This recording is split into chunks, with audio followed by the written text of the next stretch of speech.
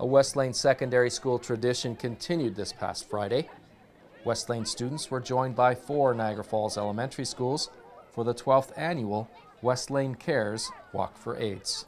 I don't think it's really been a terrible challenge, because as soon as you hear the stories and you realize how lucky we are to be here in Canada and not suffering from a terrible pandemic like AIDS to the extent that they are in Africa, I think it's really easy for people to understand how important it is to get involved. Westlane teachers were inspired to start the walk after attending a speech by Stephen Lewis. The continued commitment by students and staff has led to over $20,000 being raised to support the Stephen Lewis Foundation and the Tumani Children's Project. The numbers are staggering when you think there's more orphans in Africa than there are children in all of Canada. Just imagine every child in Canada is an orphan, but there's no social network to care for those kids. There's no facts to come in and make sure they have food and clothing. And if you think of the numbers, you would throw your hands up and say we can't do anything. So what we've done at Westlane is we've made 2 personal connections, one with the Stephen Lewis Foundation, and we get feedback from Stephen on where the funds go, what small communities we're helping to make a difference, and the others with Tumani Children's Project, which is totally voluntarily run by the med school in Ottawa students. And they have adopted an orphanage, St. Clares in Kisumu, Kenya, and we have followed those babies from 2 years ago. Now, 12 years later, they're going to high school. Even the students that are HIV negative have gotten into high school.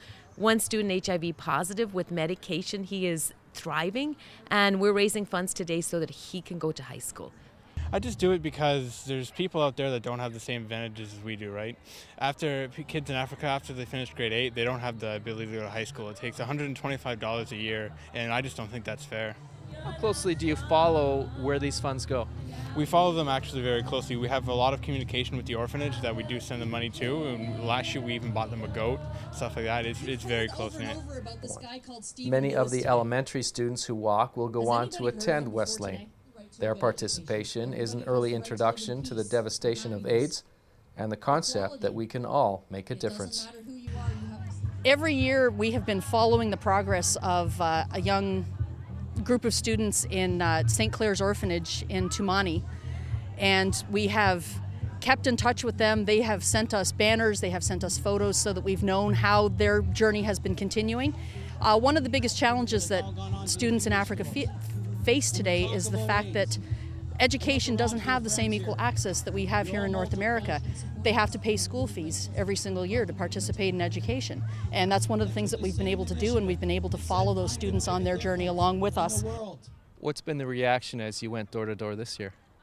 A lot of people were very willing, and I got a lot of $20 sponsors. They're like, oh, I'm so happy to see people actually helping in the community. So it was pretty good this year. What have you learned? What's something you've learned over the last couple of years of being involved in this? That it only takes a small amount of people to make a huge difference. In Niagara, you're watching The Source.